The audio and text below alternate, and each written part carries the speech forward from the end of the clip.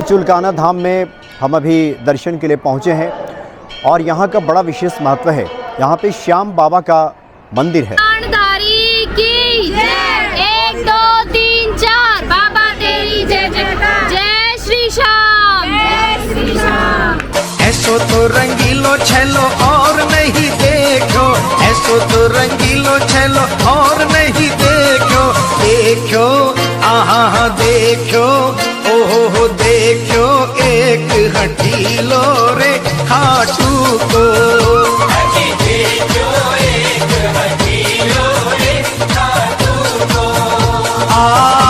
जय श्याम बाबा की जय, खाटू वाले की जय, बोलो बोलो जय सिया राम। भारत ऐसी पुण्य धरा है, यहाँ पे ऐसे तीर्थ स्थल हैं, पुण्य धाम हैं, जहाँ पे ईश्वर की साकारता का आपको अनुभव होगा। ईश्वर तो कण कण में व्याप्त है, हर जगह है, लेकिन ईश्वर का साकार अनुभव आपको इन स्थलों पे जाकर के हो सकता है, जो भारत में तीर्थ स्थल है, जहाँ पे ईश्वर की उपस्थिति का आप साकार रूप में महसूस कर सकते हैं। आपको लगेगा कि ईश्वर यहाँ साक्षात विराजमान है। कण कण में व्याप्त रहने वाले ईश्वर भी साकार रूप में वहाँ पे मौजूद हैं। ऐसे बहुत सारे स्थल हैं जिनके बारे में आपको ऐसा अनुभव होगा। आप वहाँ की यात्रा करेंगे, जब आप दर्शन करेंगे तो एक ऐसा ही स्थल है चुलकाना धाम। चुलकाना धाम दिल्ली से जब आप पानीपत जाएंगे तो पानीपत से पहले एक कस्बा है समालखा। तो समालखा से 5 किलोमीटर अंदर ये चुलकाना नाम का गांव है और चुलकाना गांव का संबंध महाभारत काल से है। हालांकि कथा तो ये भी आती है कि इसका संबंध त्रेता युग से है। त्रेता युग में एक ऋषि वहाँ पे रहा करते थे, जिनका तपोस्थली चुलकाना गांव था। चुलकट पहले इस गांव का नाम हुआ करता था, बाद में अपभ्रंश हुआ और ये चुलकाना बन गया। तो चुलकाना में बाबा खाटू श्याम वहाँ पे विराजमान है और बाबा खाटू श्याम के दर्शन के लिए हम वहाँ पे पहुँचे। बाबा खाटू श्याम वो है जहाँ पे शीश दान दिया था खाटू श्याम जी ने, बरबड़िक जिनका नाम था, जिन्होंने अपना शीश दान दिया था। तो ये वो स्थल है चुलकाना धाम।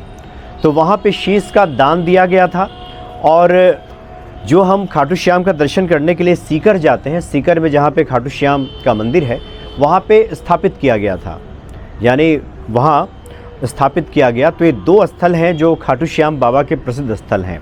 एक तो हरियाणा समालखा के पास जो चुलकाना गांव है, जहाँ पे शीश दिया गया था, और जो खाटू श्याम जी का मंदिर है वहाँ पे राजस्थान के सीकर में वहाँ पे स्थापित किया गया था, वहीं पे रख दिया गया था। भगवान कृष्ण ने वहीं पे रख दिया था जहाँ पे उन्होंने पूरा महाभारत का युद्ध देखा था। कथा ये आती है कि जिस वक्त महाभारत का युद्ध चल रहा था, उस वक्त जो भीम के पौत्र हैं, भीम के पोते बर्बरिक, चूँकि भीम का विवाह हुआ था हिडिंबा से और हिडिंबा को एक पुत्र की प्राप्ति हुई। हिडिंबा राक्षसी कुल की थी, तो उसके पुत्र की जो प्राप्ति हुई तो उस पुत्र का नाम हुआ घटोत्कच।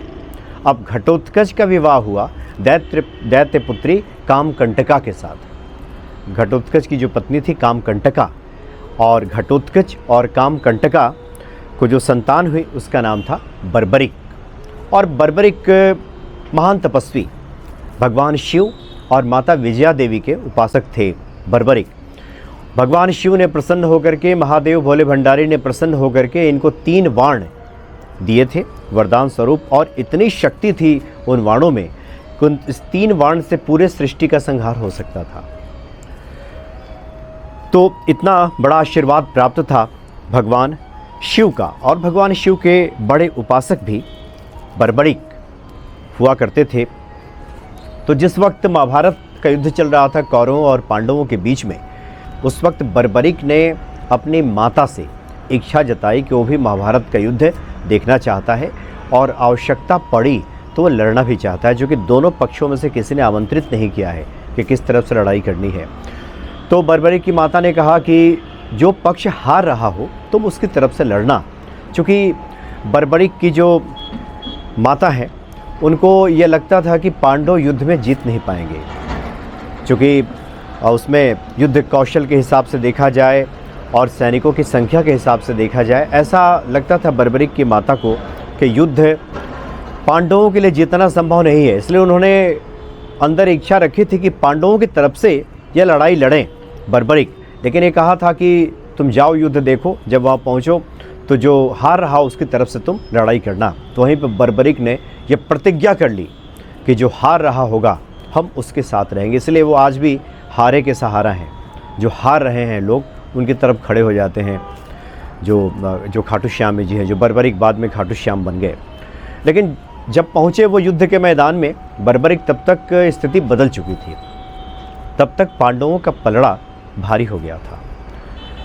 तो जिस वक्त बर्बरिक पहुँचे युद्ध के मैदान में, वहाँ पे उनके विशाल स्वरूप को देख कर के सेना डर गई। तो भगवान कृष्ण ने देखा कि ये कौन महायोद्धा आया है। तो परीक्षा लेने के लिए भगवान कृष्ण ने बर्बरिक से कहा कि तुम अगर युद्ध कौशल में निपुण हो तो एक यहाँ पीपल का पेड़ है, क्या इस पीपल के पेड़ के सभी पत्तों को एक बाण से बेंध सकते हो? तो बर्बरिक ने कहा कि हाँ बिल्कुल हम ऐसा कर सकते हैं। और उसने एक बाण निकाला और सभी पत्तों को बेधना शुरू कर दिया। सभी पत्ते वहाँ पे बेधे जाने लगे। तो भगवान कृष्ण को बड़ा अचरज हुआ। तब तक एक पत्ता ऊपर से टूट कर गिरा। तो भगवान कृष्ण ने अपने पैरों से उस पत्ते को दबा दिया। तो बाण सभी पत्तों को बेधता हुआ भगवान कृष्ण के पैर के पास आकर के रुक गया। तो बर्बरिक ने कहा कि भगवान कृष्ण से कि भगवान आप अपना पैर हटा लीजिए, क्योंकि मैंने अपने बाण को आज्ञा दी है सिर्फ पत्तों को बेधने के लिए। आप पैर अपना हटा लें कि उस पत्ते को बेध सके। तो भगवान कृष्ण ने अपना पैर हटाया और उस पत्ते को भी बेध दिया गया। आज भी आप जाएंगे वहाँ पे चुलकाना धाम में तो एक पीपल का जो पेड़ है, आज भी उस पेड़ के पत्ते आपको उसमें छिद्र दिखाई देंगे।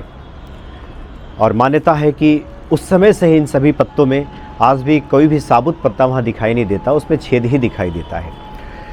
लेकिन जब बर्बरिक ने इस युद्ध कौशल का परिचय दिया, अपने धनुर्धर विद्या का जब परिचय दिया, तो भगवान कृष्ण थोड़े चिंतित हो गए और उन्होंने कहा कि इसने अपनी प्रतिज्ञा के तहत, चूँकि प्रतिज्ञा है इसकी बर्बरिक की कि जो हारेगा उसकी तरफ से लड़ना है, तो यहाँ अब तो कौरव हार रहे हैं। तो अगर कौरवों की तरफ से अगर लड़ने लगे तो फिर पांडव परास्त हो जाएंगे, क्योंकि 3 बाण इसके पास है और इसने इसका संचालन कर दिया तो पूरे पांडवों की सेना समाप्त हो जाएगी और कौरव विजयी हो जाएंगे। इसलिए भगवान कृष्ण अगले सुबह जिस वक्त बर्बरिक पूजा कर रहे थे, एक ब्राह्मण का वेश धारण करके भगवान कृष्ण वहाँ पे पहुँचे और वहाँ जाकर खड़े हो गए। तो बर्बरिक जैसे ही पूजा से उठे तो उन्होंने ब्राह्मण वेश में देखा। तो उन्होंने कहा कि आप कुछ मांगिए, क्योंकि ब्राह्मण आए हैं पूजा के समय, तो कुछ हम देना चाहते हैं और नियम भी यही कहता है। तो भगवान कृष्ण ने कहा कि जो मैं मांगूंगा वो दे दोगे। और इस तरह से भगवान कृष्ण ने अपने बातों के जाल में बर्बरिक को फंसा लिया। तो बर्बरिक ने कहा कि बिल्कुल उसका वचन अटल है, सत्य है, आप मांग करके देखिए। तो भगवान कृष्ण ने कहा कि तुम अपना शीश मुझे दे दो, अपना सर, अपना शीश मुझे दे दो। तो बर्बरिक ने भगवान कृष्ण को ध्यान से देखा और कहा कि पहले आप अपने सही स्वरूप के बारे में बताइए, क्योंकि एक ब्राह्मण किसी का शीश दान नहीं मांग सकता, आप कौन हैं? तो भगवान कृष्ण ने कहा, अपना असली परिचय दिया, अपने स्वरूप में आए और कहा कि मैं कृष्ण हूँ और पांडवों का जितना धर्म के लिए बहुत आवश्यक है और तुम पांडव कुल से ही हो, इसलिए बहुत आवश्यक है कि तुम्हारी बलि हो और तुम अपना शीश दान करो, क्योंकि तुम प्रतिज्ञा से बंधे हुए हो और उसके तहत कौरव अब हार रहे हैं और कौरवों की तरफ तुम जाओगे तो पांडवों का विनाश हो जाएगा, इसलिए तुम्हारा ये बलिदान इतिहास में याद रखा जाएगा, तुम अपने शीश का दान कर दो। तो बर्बरिक ने जैसे ही ये सुना तुरंत अपनी तलवार निकाली और अपना गर्दन उतार दिया, शीश काट दिया और भगवान कृष्ण को एक हाथ से उनको सुपुर्द कर दिया। भगवान कृष्ण अति प्रसन्न हुए और अमृत जल से उस शीश को सींचकर अमर कर दिया और कहा कि कलयुग में तुम मेरे ही नाम से जाने जाओगे। तो वो जगह है जहाँ पे चुलकाना, जहाँ पे शीश का दान दिया गया और उस शीश को उठा करके जो खाटू श्याम जो सीकर में है वहाँ पे स्थापित कर दिया गया। और इस तरह से 2 स्थल ऐसे हैं जो खाटू श्याम के नाम से प्रसिद्ध हैं। और बर्बरिक जो खाटू श्याम बन गए बाद में, उनके बारे में कहा जाता है कि उनके समान धनुर्धर कोई नहीं था, उनके समान धनुर्धर उस समय उस काल में कोई नहीं था, अर्जुन भी नहीं। उनसे बड़ा धनुर्धर इस पृथ्वी पे कोई हुआ है तो स्वयं प्रभु श्री राम, और नहीं तो उसके बाद बर्बरिक। तो इस तरह से बर्बरिक ने धर्म की स्थापना के लिए भगवान कृष्ण का साथ दिया। और आज भी जो लोग धर्म के रास्ते पे चलते हैं, धर्मार्थ कार्य करते हुए जीवन में किसी प्रकार के संघर्ष को झेलते हैं, उनके जीवन में जब परेशानी रहती है और वो खाटू श्याम के दर्शन के लिए जाते हैं, तो अपने वचनबद्ध होने के कारण, प्रतिज्ञा में बंधे होने के कारण बाबा खाटू श्याम उसकी रक्षा करते हैं, उसकी मदद करते हैं। तो इस तरह से चुलकाना धाम में जहाँ पे शीश का दान दिया गया था, वो मंदिर वहाँ पे स्थापित है। वही पीपल का पेड़ आज भी मौजूद है। आप वहाँ पे जाएंगे तो पीपल के पेड़ में इस तरह से छिद्र आपको दिखाई देंगे, वहाँ के लोग इसको बताते हैं।